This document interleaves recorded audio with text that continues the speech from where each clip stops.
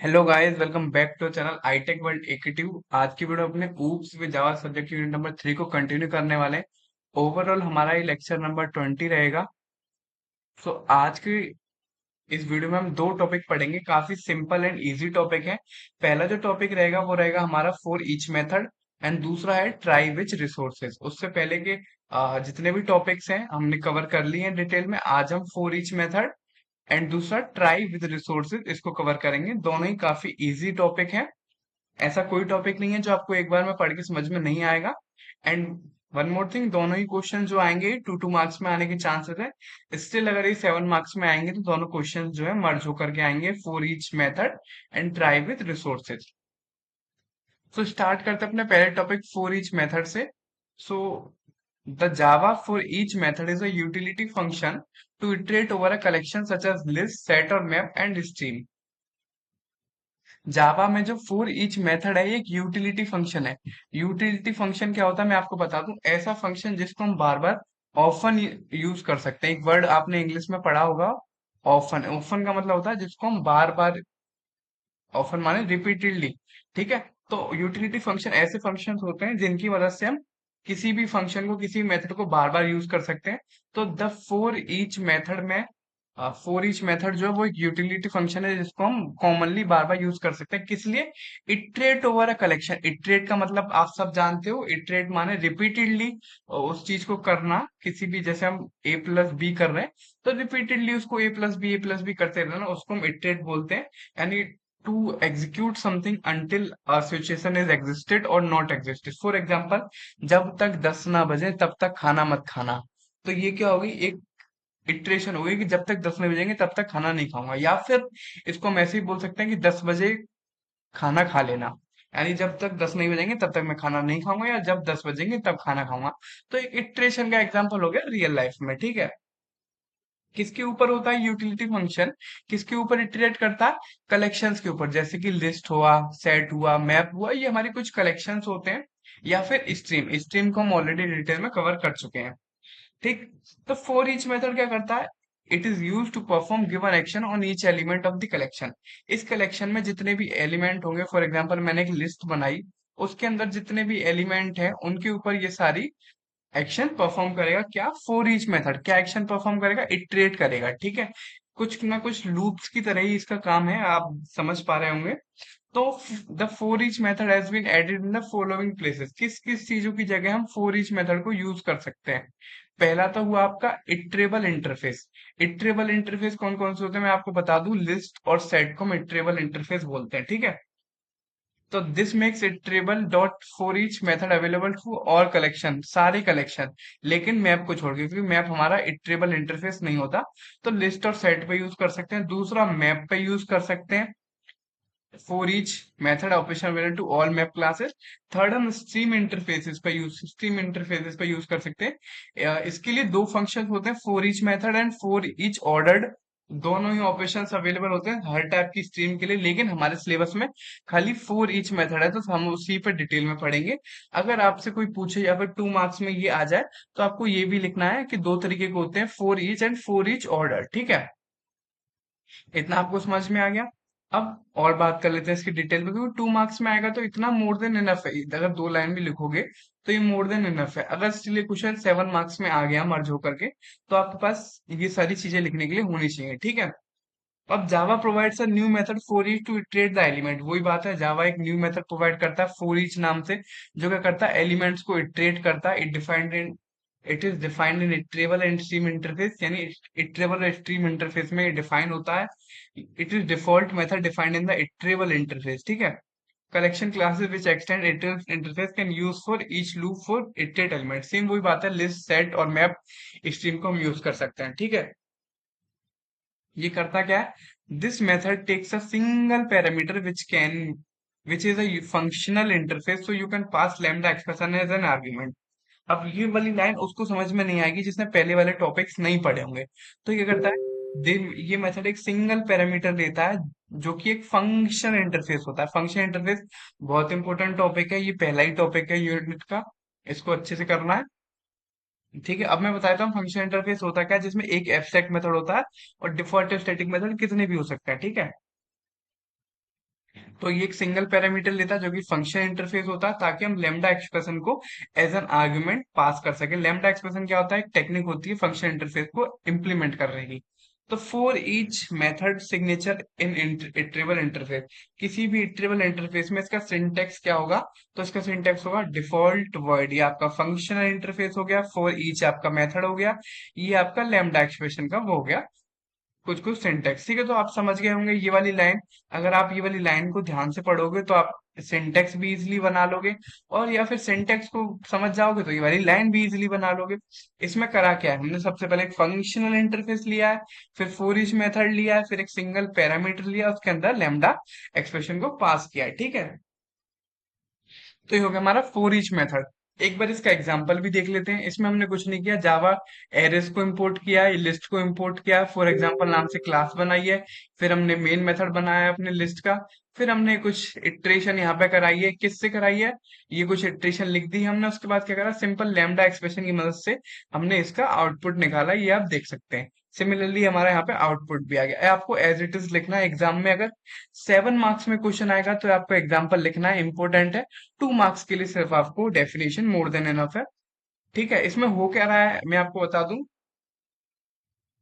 Short में हमारे पास कोई लिस्ट है, कोई एरे है, उस ठीक है, कोई सेट है, कोई मैप है, कोई स्ट्रीम है। तो ये हो सकती है। अभी के लिए मैंने इस फिगर में स्ट्रीम का एग्जांपल लिया है, ये हमारी स्ट्रीम है। इससे हम क्या कर रहे हैं? फोर ईच मेथड को यूज करके, जैसे कि लूप्स का यूज करते थे, उसको इटरेट कर रहे हैं। इटरेट माने रिपीट कर रहे हैं। ठीक है, यहाँ पे आप देख भी सकते हो, ये साइकिल बन रही है एक तरीके की। उसके बाद क्या कर रहे हैं हम? उसका आउटपुट निकाल रहे हैं। सेम सेम वही काम इसमें हमने किया है, iterating all elements one by one. तो होपफुली फोर ईच मेथड आपको क्लियर हुआ होगा।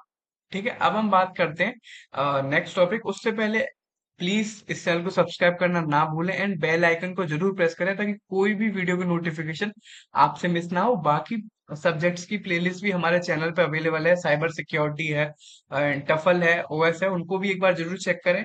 एंड आप मेरे सोशल साइट से भी ऐड हो सकते हैं। अगर आपको कोई डाउट हो तो आप मुझे वहां पर मैसेज कर सकते हैं। एंड प्लीज चैनल को सब्सक्राइब करना एंड वीडियो को लाइक करना ना भूलें। This will motivate us. Okay, so next topic है हमारा ट्राइबल रिसोर्सेज। ये भी काफी इंपॉर्टेंट एंड इजी टॉपिक है। ऐसा टॉपिक नहीं है जिसके लिए आपको 2 बार पढ़ना पड़ेगा, एक बार में समझ में आ जाएगा।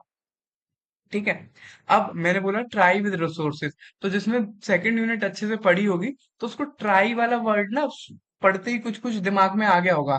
क्या आ गया होगा? एक्सेप्शन हैंडलिंग का कॉन्सेप्ट आपके दिमाग में आ गया होगा। ठीक है, एक्सेप्शन हैंडलिंग क्या होता है? इसको हमने डिटेल में यूनिट नंबर 2 में कवर किया था। अब हम इस उसी में जो हमने ट्राई पढ़ा था उसको विद रिसोर्सेज पढ़ेंगे। अब रिसोर्सेज का नाम सुन के घबराना नहीं, रिसोर्सेज कुछ नहीं है, बस पैरामीटर्स हैं जो हमने पास किए हैं। ठीक है, अब इसकी थोड़ी बैकग्राउंड में जाते हैं। अंटिल जावा 1.6 वर्जन, जब तक जावा का 1.6 वर्जन चल रहा था, ये हाईली रिकमेंडेड था सभी प्रोग्राम्स को कि जब भी हम ट्राई ब्लॉक लिखें तो उसके बाद फाइनली ब्लॉक भी लिखें। क्यों? क्योंकि जितने भी रिसोर्सेज हमने पास किए हैं ऐसा ओपन करके ट्राई ब्लॉक को, उसको हम क्लोज कर सकें। ठीक है, बस तब तक ये था 1.6 तक। कोई दिक्कत नहीं इसमें। दिक्कत क्या? हमने ट्राई ब्लॉक लिखा, उसको ओपन किया, उसको बंद किया, फिर हमने फाइनली कैच कर एक्सेप्शन को कैच करा, उसका ब्लॉक चालू किया, फिर बंद किया, फिर हमने फाइनली लिखा, फाइनली का ब्लॉक चालू किया, फाइनली का ब्लॉक बंद किया।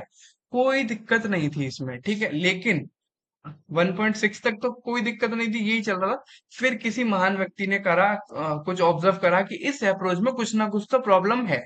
अब क्या थी इस प्रॉब्लम, इस अप्रोच में क्या प्रॉब्लम थी? पहला, programmer is required to close the resources inside finally block, it increase complexity of programming. ठीक है, प्रोग्रामर को नीड पड़ रही थी किसकी?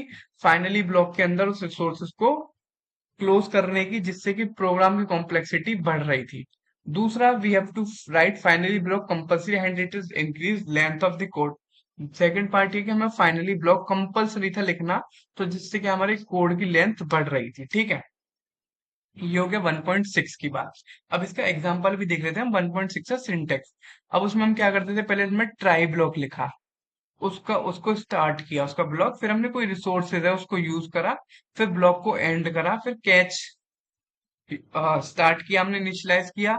ठीक है, फिर हमने एक्सेप्शन को हैंडल किया, फिर हमने उसको बंद किया। अब हमें ये चीज जो मैंने बोल्ड करी है फाइनली, मेथड स्टार्ट करा है, फिर उसके अंदर रिसोर्सेज क्लोज करें और फिर बंद करना है। तो ये चीज हमें करनी पड़ती थी जावा 1.6 में। ठीक है, जो बोल्ड वाली चीज है ये हमें मैंडेटरी थी। क्या थी? मैंडेटरी। अब आया साहब इसका नेक्स्ट वर्जन जावा 1.7। इसमें हम पढ़ क्या रहे हैं? फीचर्स पढ़ रहे हैं ना जावा की। तो अब उस नेक्स्ट वर्जन में एक नया फीचर आया। क्या? जो ये प्रॉब्लम्स थी फाइनली लिखने की, लेंथ कोड की लंबा करने की, कॉम्प्लेक्स करने की, इससे ओवरकम करने के लिए जावा 1.7 में एक नया फीचर आया जिसका नाम क्या था? Try with resources. ठीक है, क्या था? इंपॉर्टेंट है, ट्राई विद रिसोर्सेज। अब इसका मेन एडवांटेज क्या था?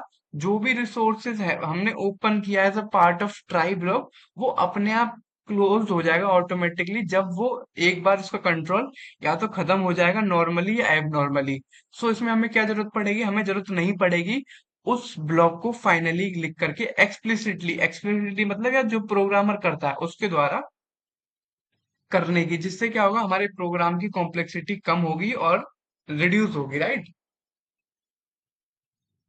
अब लिखने से पहले हम एक बार देख लेते हैं। We are not required to write finally block so that length of the code will be reduce. अब इसमें हमें फाइनली वाला ब्लॉक लिखने की जरूरत नहीं थी, जिससे हमारे कोड की लेंथ कम हो जाती है। ठीक है, अब ये सब चीजें हम कर कैसे सकते हैं? You can pass any object that implements क्या क्लास है? Java dot language dot auto closable. मतलब काम इसका क्या है? पहले हमें फाइनली लिख के क्लोज करनी पड़ रही थी, अब ये ऑटो क्लोजेबल हो गई है। ठीक है, जो क्या इंक्लूड करती है? सारे इंप्लीमेंट्स करती है Java dot input output closable को। ठीक है, अब मैं इसे आपको सिंटेक्स की मदद से समझा देता हूँ। 1.6 तो आपको समझ में आ गई होगी, इसमें हम क्या क्या करते हैं, क्या क्या करते थे। ठीक है, हमने सेकंड यूनिट में जितने भी कोड लिखे सब में सबसे पहले ट्राई करा है। ट्राई से एक्सेप्शन हैंडलिंग करी है, कैश से उस एक्सेप्शन को हैंडलिंग करी है, फिर फाइनली से उसके रिसोर्स को क्लोज किया है। लेकिन 1.7 में हम ट्राई लिख करके ब्रैकेट के अंदर रिसोर्सेज लिख देते हैं। रिसोर्सेज ये कोई कीवर्ड नहीं है, यहाँ पे रिसोर्स नहीं लिखना, जो हम रिसोर्स यूज कर रहे हैं उनका नाम लिखना है। ठीक है, उसके बाद उस रिसोर्सेज को यूज करेंगे, फिर कैच, कैच लिख करके उस हैंडल को एक्सेप्शन करेंगे, एक्सेप्शन को हैंडल करेंगे। ठीक है, अब आप बोलोगे सर हमने फाइनली लिख करके उन रिसोर्स को क्लोज नहीं किया। यहाँ पे तो हमने रिसोर्स को क्लोज किया था, यहाँ पे कहाँ किया है? अब यही बात हमने पीछे पढ़ी है कि जैसे ही ट्राई वाला ब्लॉक जो है वो खत्म होगा, तभी रिसोर्सेज हमारे क्लोज हो जाएंगे। जहां मैं देखो कर्सर भी बना हुआ है, ये मैंने स्पेसिफिकली क्यों बनाया है अपने नोट्स में, ताकि आपको याद आ जाए कि रिसोर्सेज हमारे कहाँ क्लोज हुए। जैसे ही हमने ट्राई लिखा, उसका ब्लॉक शुरू किया, रिसोर्सेज को यूज किया, ब्लॉक खत्म होते ही हमारे रिसोर्सेज क्लोज हो गए। ठीक है, ये बात बिल्कुल ध्यान रखना, ये मैंने कर्सर बनाया, बिल्कुल भूलना मत इस चीज को, काफी इंपॉर्टेंट चीज यही है इसमें। ठीक है, अब बात कर लेते हैं इसके एग्जाम्पल की। तो इसका एग्जाम्पल, इसको आप अच्छे से देख लीजिएगा। अगर 7 मार्क्स में आएगा तब ही इसको करना है, अगर 2 मार्क्स में आएगा तो एग्जाम्पल करने की जरूरत नहीं है। एंड वन मोर थिंग, आपने ये थ्योरी कर ली, 1.6 के बारे में पढ़ लिया, 1.7 के बारे में पढ़ लिया, क्या क्या रिसोर्सेज हैं वो पढ़ लिया, फंक्शनलिटी पढ़ ली, और इवन सिंटेक्स भी पढ़ लिया 1.6 का और 1.7 का। तो ही आपका काम हो जाएगा। कोड आपका टोटली ऑप्शनल है, क्योंकि 7 मार्क्स में आएगा ये टॉपिक, तभी आपको लिखना पड़ेगा। अगर सिंटेक्स करोगे तो भी आपका काम चल जाएगा, क्योंकि मेन चीज इसमें क्या है, ये जो फाइनली बोल्ड में लिखा है, इसकी जगह सिर्फ हमने यहां से काम चला दिया। ठीक है, अब सिंपल हम इसको एक तरीके से और भी कर सकते हैं, ट्राई विद रिसोर्सेज के साथ ट्राई विद मल्टीपल रिसोर्सेज। इसमें क्या होगा, यहाँ पे हमने एक रिसोर्स यूज किया है, मल्टीपल का नाम ही होता है मल्टीपल, एक से ज्यादा, तो मल्टीपल रिसोर्सेज भी कर सकते हैं। तो simply we can declare multiple resources but these resources should be separated with semicolon. हम इसी सिंटेक्स को यूज करके, सेम सिंटेक्स को यूज करके मल्टीपल रिसोर्सेज भी यूज कर सकते हैं। ये आपके मल्टीपल रिसोर्सेज हैं, लेकिन ये सेमीकोलन से सेपरेट होने चाहिए। यहाँ पे लिखा है try resource one, resource two, resource three, block शुरू ब्लॉक खत्म। यहाँ पर पे रिसोर्सेज खत्म हो जाएंगे, बिल्कुल मत भूलना, मैंने सिंटेक्स में आपको अच्छे से बताया है कहाँ पे रिसोर्सेज खत्म हो जाएंगे। ठीक है, और ये जितने भी रिसोर्सेज होंगे ये सारे ऑटो क्लोजेबल होने चाहिए। ऑटो क्लोजेबल क्या होता है अभी हमने यहाँ पे बताया था आपको, ये Java dot lang dot auto closable.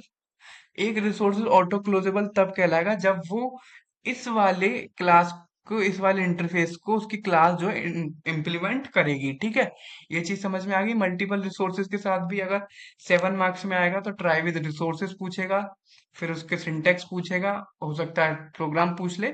फिर मल्टीपल रिसोर्सेज आपके सिलेबस में नहीं है, लेकिन कई बार 2 मार्क्स में पूछ लेते हैं, इसलिए इसको भी अच्छे से कर लेना। बाकी इस वीडियो में सिर्फ इतना ही। इसको लाइक करना बिल्कुल ना भूलें। अगर कोई डाउट हो तो आप कमेंट कर सकते हैं। वीडियो को शेयर करना ना भूलें अपने दोस्तों के साथ, एंड चैनल को सब्सक्राइब जरूर करें। Thank you so much.